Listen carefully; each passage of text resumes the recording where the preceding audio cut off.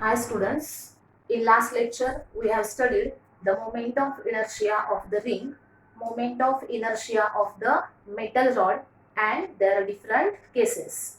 Today we are going to study the moment of inertia of the disc and there are different cases. First we are going to study the moment of inertia of the disc about axis passing through its center and perpendicular to its plane.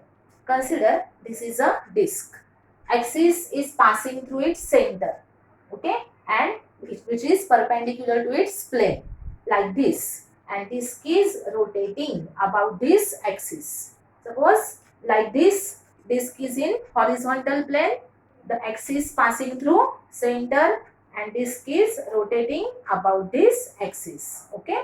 Now here consider that disc is two-dimensional body.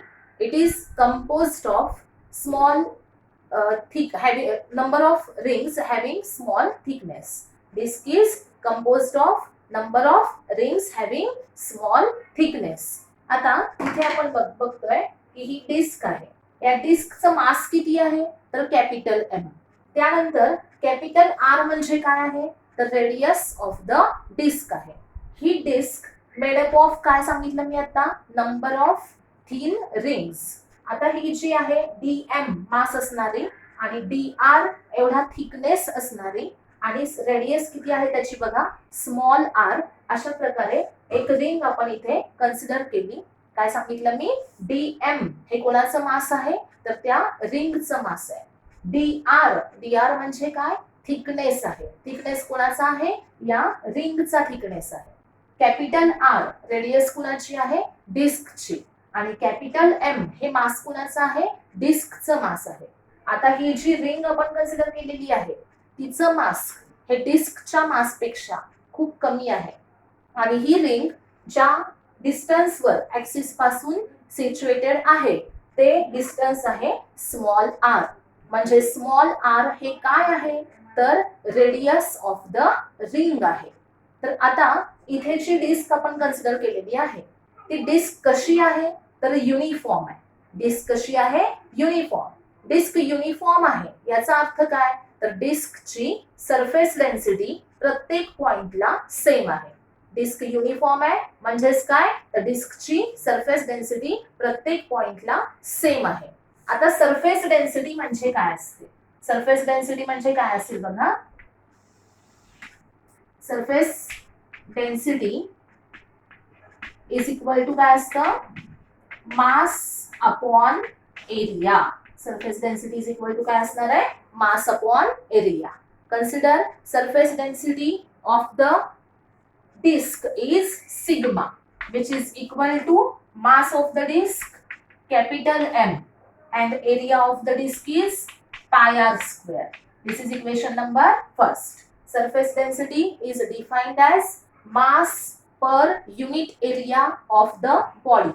Mass per unit area of the body is called as the surface density. The symbol for it is sigma which is given by m upon pi r square. Here m is the mass of the disk and pi r square is the area of the disk. Okay, then we have to find out area of the ring. Area of the ring. Area of the ring काय असेल बघा length into thickness. रिंगचा area कसा find out केला जाईल तर रिंगची length consider करायची आणि तिचा थिकनेस या दोघांचं मल्टिप्लिकेशन केलं की आपल्याला त्या रिंगचा एरिया मिळेल. सर्कम्फरन्स म्हणजेच काय असणार आहे लेंथ असणार आहे. या रिंगचा सर्कम्फरन्स म्हणजे काय असेल रिंगची लेंथ. सर्कम्फरन्स काय असणार आहे तर 2 पाय आर. बघा या रिंगची रेडियस किती आहे स्मॉल आर. सर्कम्फरन्स काय असेल 2 पाय इंटू स्मॉल आर आणि इंटू थिकनेस किती आहे बघा रिंगचा डी आर. मग 2 पाय आर इंटू डी आर हा काय मिळाला आपल्याला एरिया ऑफ द रिंग. ह्याला आपण म्हणूयात इक्वेशन नंबर सेकंड. त्यानंतर आपल्याला फाइंड आउट करायची आहे surface density of ring. Surface density कुणाची फाइंड आउट करायची आहे रिंगची फाइंड आउट करायची आहे. सिग्मा इक्वल टू फॉर्म्युला काय असतो बघा, मास अपॉन एरिया. रिंगची सरफेस डेन्सिटी म्हणजे इथे मास कोणाचं आलं पाहिजे, रिंगचं मास. रिंगचं मास किती आहे, dm अपॉन रिंगचा एरिया. इथे इक्वेशन सेकंड मध्ये रिंगचा एरिया आपण लिहिलाय, काय आहे तो 2 pi r into dr. This is the surface density of the ring. हा फॉर्म्युला कोणाचा मिळाला आपल्याला, सरफेस डेन्सिटी ऑफ द रिंगचा. त्याला इक्वेशन नंबर आपण थर्ड म्हणूया. इक्वेशन 1 आपल्याला काय दाखवतो, surface density of disc. Equation 3 त्याच्यावरून काय मिळेल, surface density of the ring मिळेल. दोन्हीकडे आपण सिम्बॉल कोणता यूज केलेला आहे, तर सिग्मा हा सिम्बॉल यूज केलेला आहे. आता सिग्मा हा सिम्बॉल दोन्हीकडे सेम आहे. याचा अर्थ काय की surface density of the disc is equal to काय आहे इथे, surface density of the ring. असं का तर रिंग ही सेपरेट आहे का, नाही. रिंग हा या डिस्कचाच काय आहे, पार्ट आहे. Ring is part of the disc. आणि आपण असं म्हटलं मगाशी की डिस्क कशी आहे, युनिफॉर्म आहे. याचा अर्थ काय, तर डिस्कची सरफेस डेन्सिटी प्रत्येक पॉइंटला सेम आहे. म्हणजे या डिस्कची सरफेस डेन्सिटी या रिंगवर सुद्धा प्रत्येक पॉइंटला सेम असणार आहे, बरोबर. आणि त्यामुळे फर्स्ट आणि थर्ड इक्वेशन मध्ये आपण सेम सिम्बॉल सिग्मा हा यूज केलेला आहे. आता या इक्वेशन थर्ड वरून आपण जर रिंगचं मास फाइंड आउट केलं तर ते काय येईल बघा, dm equal to sigma into काय असेल 2 pi r dr. This is equation number 4. dm काढलं, sigma into 2 pi r dr केलं, हे मिळालं मास ऑफ द रिंग. त्यानंतर आपल्याला फाइंड आउट करायचं आहे moment of inertia of the ring. रिंगचा moment of inertia find out करायचा आहे. आपण या आधीच्या लेक्चरमध्ये रिंगचा moment of inertia about centre axis passing through centre बघितलेला आहे. त्याचा फॉर्म्युला काय असतो, mr². Moment of inertia of the ring about axis passing through centre, formula काय आहे, mr² हा फॉर्म्युला आहे. मग इथे आपण जर moment of inertia of the ring IR असं घेतलं तर काय येईल बघा, mr² असा फॉर्म्युला आहे. इथं रिंगचं मास काय, dm आणि इनटू रेडियस काय, स्मॉल r. mr² असा फॉर्म्युला आहे. मास आहे dm, रिंगची रेडियस आहे स्मॉल r, मग dm इंटू r². हा फॉर्म्युला कोणाचा मिळाला, IR चा. This is equation number 5. त्यानंतर आपल्याला आता फाइंड आउट करायचा आहे moment of inertia of the disc. डिस्कचा मोमेंट ऑफ इनर्शिया काय असेल.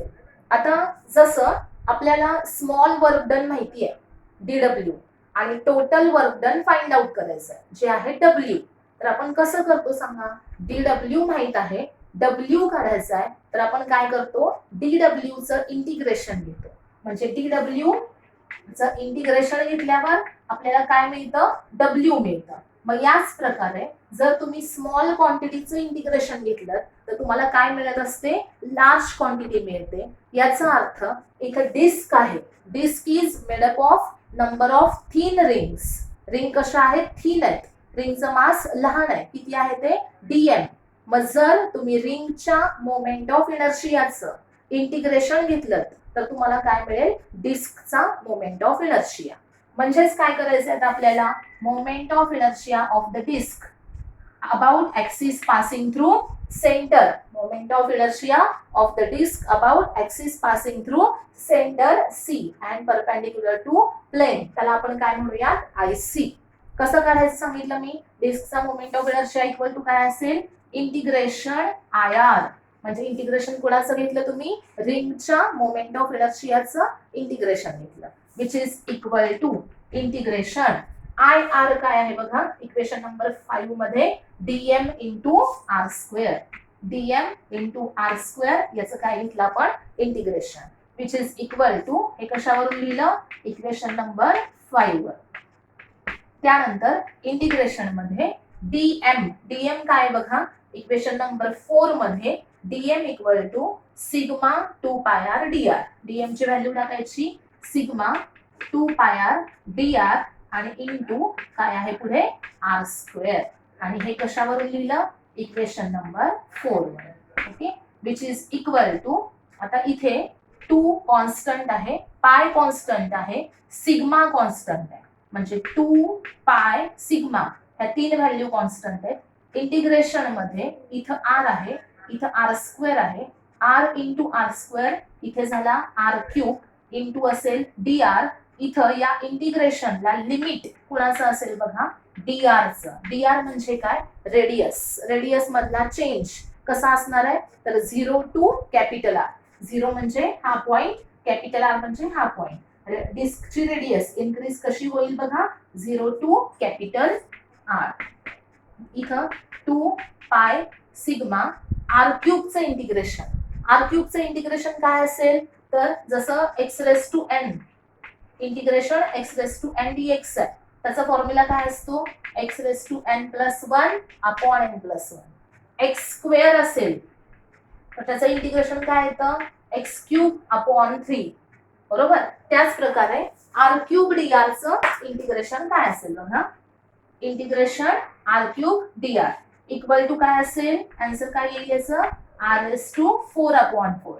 म्हणजे r cube r s to 3 plus 1 upon 3 plus 1 किती आलं मग, आर एस टू 4 अपॉन 4. आणि इथं त्याला लिमिट काय असणार आहे, 0 to capital r, which is equal to 2 pi sigma. हा 4 जो आहे तो इकडे डिव्हाइड होईल आणि ब्रॅकेट मध्ये आर एस टू 4 लिमिट असेल 0 टू आर. त्यानंतर पुढे बघा, हे 2/4 आले 1/2 म्हणजे पाय बाय 2 आला. हा आला पाय बाय 2 इंटू आला सिग्मा.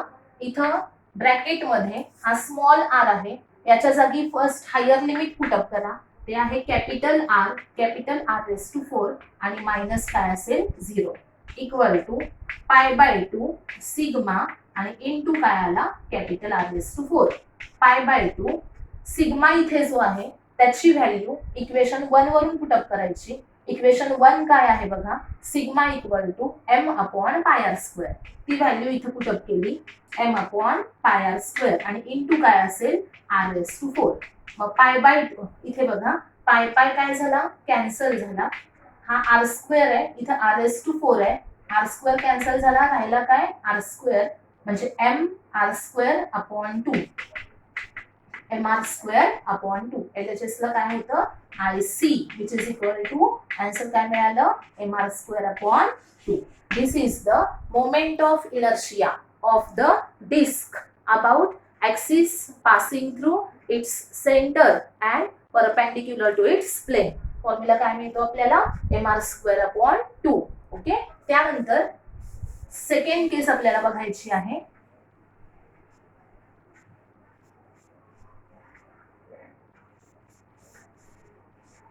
सेकंड केस बघायची आहे, moment of inertia of the disc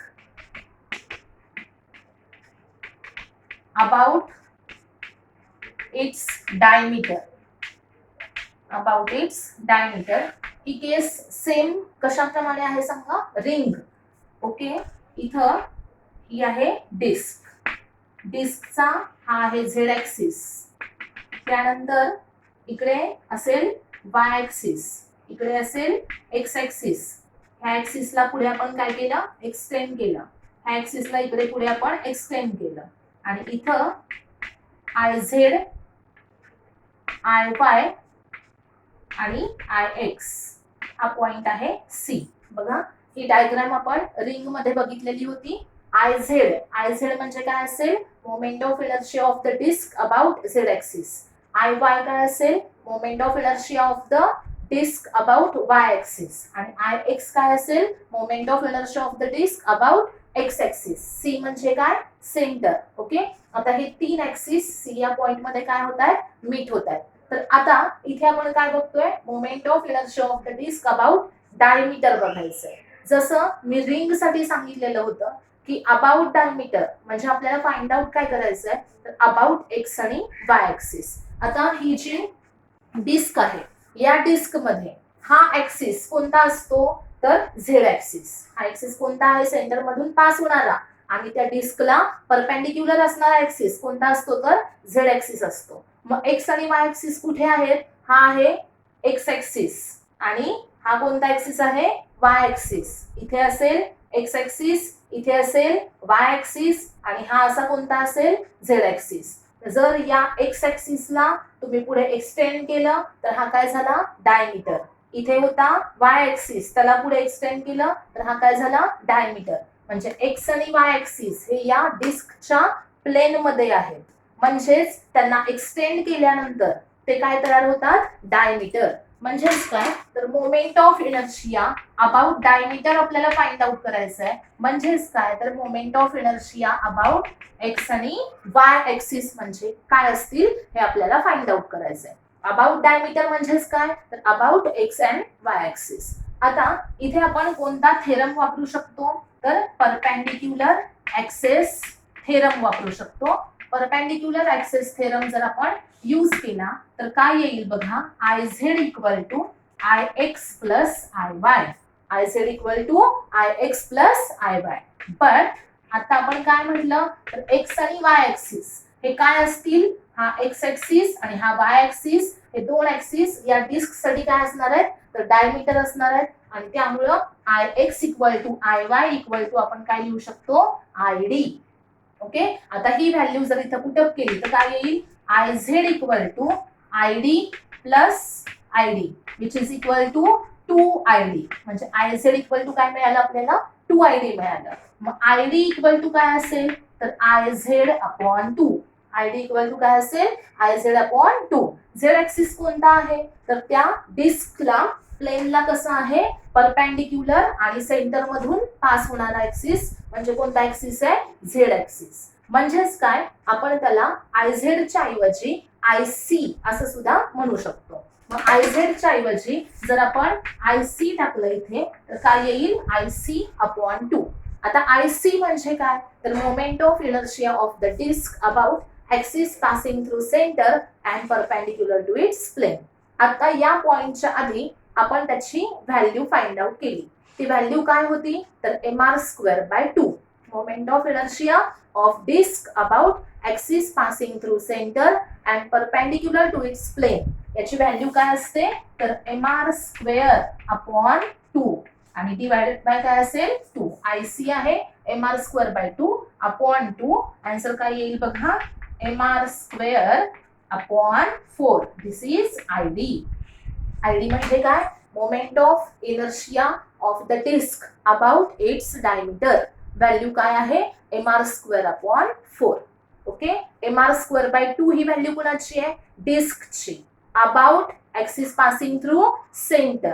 आणि mr²/4 ही व्हॅल्यू कशी फाइंड कोणाची आहे, तर moment of inertia of the disc about its diameter. Okay, आता थर्ड केस आपल्याला बघायची आहे, ती म्हणजे moment of inertia of the disc about tangent in its plane. About काय आहे, tangent in its plane. Tangent कुठे आहे, तर त्या डिस्कच्या प्लेन मध्ये आहे. म्हणजे कुठे आहे बघा, ही आहे डिस्क आणि या डिस्कला अशी टँजंट काढलेली आहे, म्हणजे त्या डिस्कच्या प्लेन मध्ये आहे. ही टँजंट इथे पॅरलल कुणाला आली, तर सेंटर मधून जाणाऱ्या या ऍक्सिसला पॅरलल आहे. इथं काढलेली टँजंट या ऍक्सिसला कशी आहे, पॅरलल आहे. म्हणजे ही जी लाईन आहे ती काय इंडिकेट करते, तर डायमीटर. बरोबर, म्हणजे tangent in the plane is parallel to the diameter of the disc. आता इथं आपण डायग्राम काढूया. ही आहे डिस्क. डिस्कला तुम्ही काय केलं, टँजंट काढली कोणत्याही एका पॉइंटला. त्या पॉइंटला नाव दिलं आपण ओ. इथं सी पॉइंट आहे म्हणजे सेंटर आहे आणि त्या पॉइंट मधून जाणारी या इकडच्या टँजंटला पॅरलल असणारी एक लाईन आपण काढली. आणि इथे आयओ आणि आयसी. आयओ आणि आयसी काय असतील, moment of inertia of the disc about tangent in the plane म्हणजे आहे आयओ. आयसी म्हणजे काय, moment of inertia of the disc about axis passing through centre which is IC which is parallel to the axis passing through point O. म्हणजे या टँजंटला ही line कशी आहे, parallel आहे. आणि या दोघांच्यातलं हे जे डिस्टन्स आहे, परपेंडिक्युलर डिस्टन्स, त्याला आपण काय म्हणूयात, एच. आणि एच इक्वल टू काय असेल, आर. दोन पॅरलल ऍक्सिस मधलं परपेंडिक्युलर डिस्टन्स किती आहे h आणि इक्वल टू काय असेल r असेल. तर इथं आपण कोणता थेरम वापरू शकतो तर पॅरलल ऍक्सेस थेरम यूज करू शकतो आणि आपल्याला फाइंड आउट काय करायचं आहे moment of inertia about tangent. Tangent म्हणजे पॉइंट ओ मधून जाणारी लाईन, तिचा मोमेंट ऑफ इनर्शिया IO आहे, तो आपल्याला फाइंड आउट करायचा आहे. मग IO इक्वल टू काय असतं तर IC plus mh square. IO equal to काय असेल IC प्लस mh स्क्वेअर. आता इथे IC म्हणजे काय तर moment of inertia of the parallel axis passing through point C. आता या टँजंटला हा पॅरलल ऍक्सिस आहे, C मधून जातोय, पण ही लाईन जी ह्याला पॅरलल आहे ही काय म्हणून ऍक्ट होते तर डायमीटर. डिस्कचा तो काय आहे डायमीटर आहे. जसं मी आता सांगितलं ही टँजंट ही या लाईनला पॅरलल आहे, म्हणजे ही लाईन सेंटर मधून जाणारी ही काय असेल तर डायमीटर. म्हणजे इथे IC म्हणजे काय असणार आहे तर ID असणार आहे. IC म्हणजेच काय ID आणि प्लस काय पुढे असणार m into r square. h म्हणजे r आहे, ID प्लस mr स्क्वेअर. आता ID म्हणजे काय तर moment of inertia of the disc about its diameter आणि त्याची व्हॅल्यू आत्ताच आपण बघितली ती काय होती तर mr स्क्वेअर बाय 4 आणि प्लस पुढे येईल mr स्क्वेअर. आन्सर काय असेल 5 by 4 mr square. mr square by 4 plus mr square. Answer किती आलं 5 by 4 mr square. This is the moment of inertia of the disk about tangent in its plane. Value किती आहे तर 5 by 4 mr square. त्यानंतर आपल्याला fourth केस बघायची आहे. Fourth case आहे tangent perpendicular to its plane. Tangent कशी आहे तर प्लेनला परपेंडिक्युलर आहे. तर आता ही डिस्क आहे, इथं तुम्ही टँजंट काढलेली आहे, इथं point O, this is IO, its moment of inertia. Here C is the centre. या दोघांच्यातलं डिस्टन्स आहे h which is equal to r and this is IC. Okay,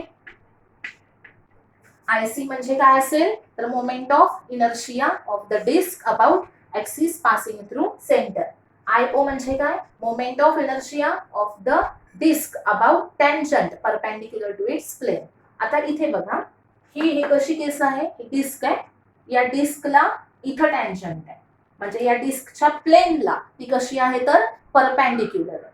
अशी टँजंट असेल आणि ती कोणत्या ऍक्सिसला पॅरलल आहे C मधून जाणार आहे, म्हणजे इथे पॉइंट C घेतलाय सेंटर आणि त्याच्यातून जाणारा हा ऍक्सिस आहे आणि याला ती इकडं पॅरलल आहे, म्हणजे हा जो ऍक्सिस आहे हा सेंटर मधून जाणारा आणि त्या डिस्कच्या प्लेनला परपेंडिक्युलर असणारा ऍक्सिस आहे, बरोबर. मग आता इथे जर आपण पॅरलल ऍक्सेस थेरम यूज केला तर काय येईल बघा. Parallel axes theorem IO equal to काय असतं IC plus mh square.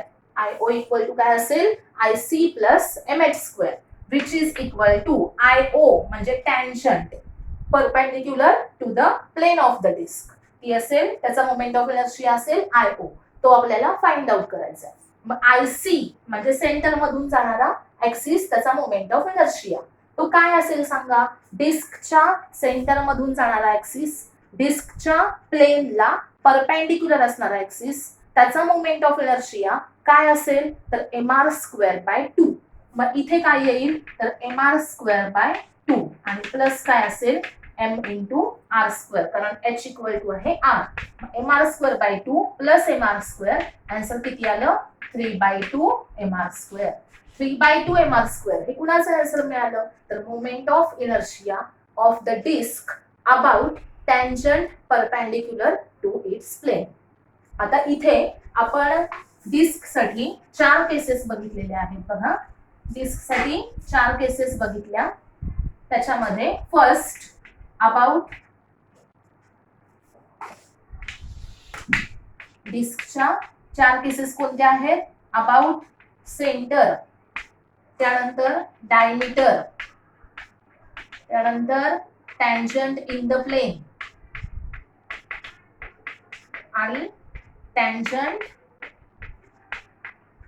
Perpendicular to the plane. अशा 4 केसेस आहेत.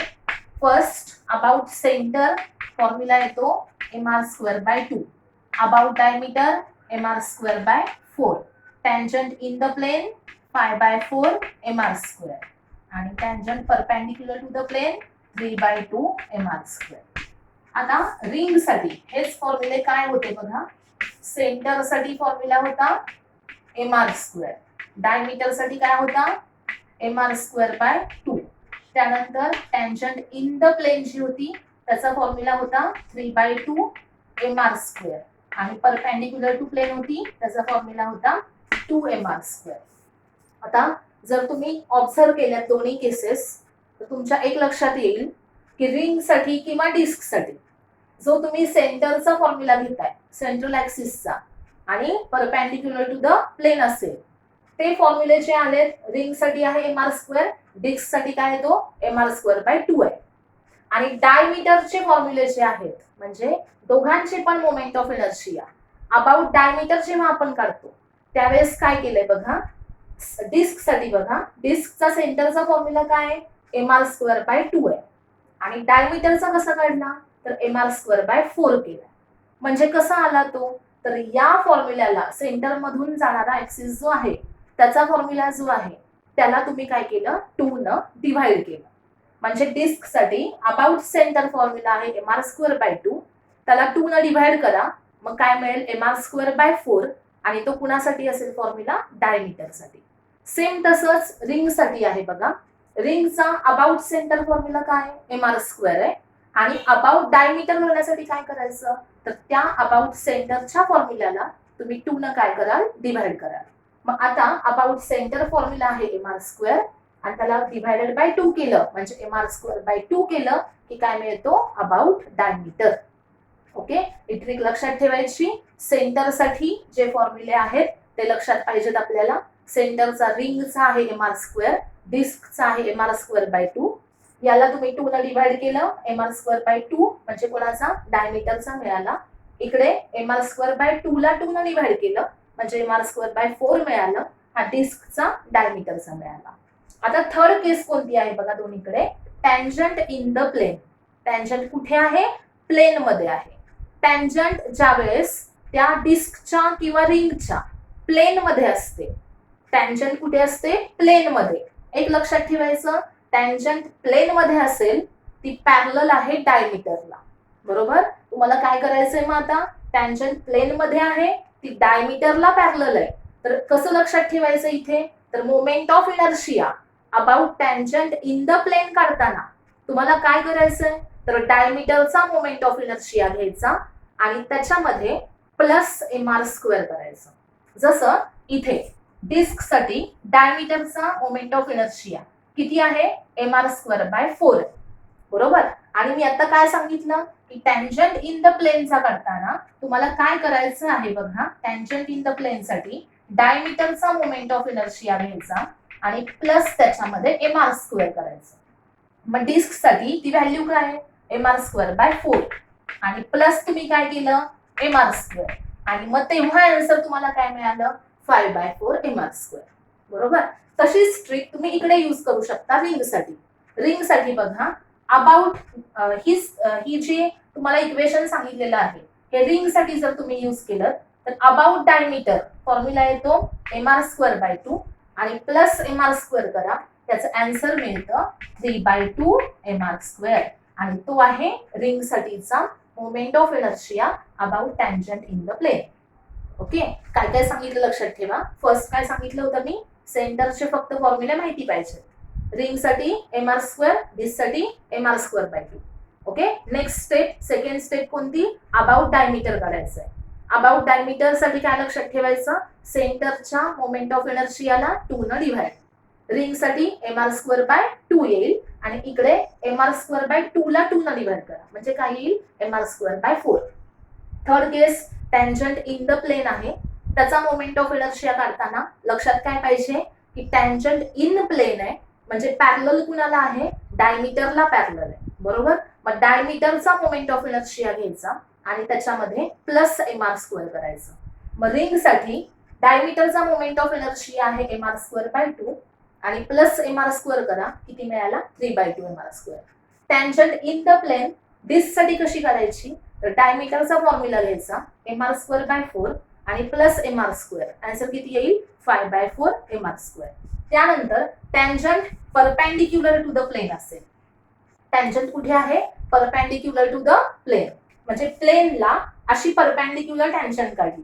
तर लक्षात काय ठेवायचं, प्लेनला परपेंडिक्युलर आहे म्हणजे ती पॅरलल कुणाला असणार आहे, तर या सेंटर मधून जाणाऱ्या ऍक्सिसला पॅरलल. म्हणजे तो कोणता आहे, तर ही फर्स्ट केस मधला हा जो ऍक्सिस आहे सेंटर मधून जाणारा आणि कशाला परपेंडिक्युलर आहे, तर या प्लेनला परपेंडिक्युलर आहे. तर हा जो ऍक्सिस आहे याला पॅरलल ही टँजंट आहे. बरोबर, म्हणजे टँजंट ज्या वेळेस प्लेनला परपेंडिक्युलर आहे त्यावेळेस ती पॅरलल कुणाला आहे, तर सेंटर मधून जाणाऱ्या आणि प्लेनला परपेंडिक्युलर असणाऱ्या ऍक्सिसला पॅरलल आहे. म्हणजे ही टँजंट याला पॅरलल आहे. मग तुम्हाला काय करावं लागेल, तर रिंगचा आणि डिस्कचा about this axis moment of inertia घ्यायचा आणि नंतर काय करायचं, तर त्याच्यामध्ये mr² ऍड करायचे. म्हणजे tangent perpendicular to the plane हे फॉर्म्युले फाइंड आउट करण्यासाठी तुम्हाला सेंटरचे मोमेंट ऑफ इनर्शिया घ्यावी लागतील आणि प्लस त्याच्यामध्ये काय करावं लागेल, mr². मग आता जर रिंग साठी बघितलं तर सेंटरचा फॉर्म्युला आहे mr² आणि प्लस त्याच्यामध्ये काय केलं mr² आणि मग आन्सर काय मिळतं आपल्याला 2mr². बघा इथे, बरोबर. आणि सेम तसंच तुम्हाला डिस्क साठी करायचंय. तर डिस्क साठी सेंटरचा फॉर्म्युला काय आहे बघा, mr²/2 आहे आणि प्लस त्याच्यामध्ये mr² केलं तर आन्सर काय मिळतं 3/2 mr². ओके, हे आन्सर इथे मिळालं 3/2 mr². आणि त्यामुळे हे शॉर्ट ट्रिक आहे, सगळ्यांनी लक्षात ठेवायची आहे. सेंटरचे फॉर्म्युले लक्षात ठेवायचे, डायमीटरचे कसे काढायचे त्यांना हाफ करायचं. टँजंट इन द प्लेन म्हणजे कोणाला पॅरलल, डायमीटरला, म्हणजे डायमीटरच्या मोमेंट ऑफ इनर्शिया मध्ये mr² ऍड करायचा आणि tangent perpendicular to the plane म्हणतो ज्यावेळेस त्यावेळेस ती सेंट्रल ऍक्सिसला पॅरलल आहे आणि मग त्याच्या मोमेंट ऑफ इनर्शिया मध्ये mr² ऍड करायचा. अशा पद्धतीने तुम्ही ह्या दोन्ही पण मोमेंट ऑफ इनर्शियाच्या व्हॅल्यूज लक्षात ठेवू शकता. आता बाकीच्या ज्या बॉडीज अजून रिमेनिंग आहेत त्या आहेत solid cylinder, hollow cylinder, solid sphere, hollow sphere and cone. Solid cone, hollow cone ह्या ज्या बॉडीज आहेत या आपण नेक्स्ट लेक्चरला बघूयात. ओके.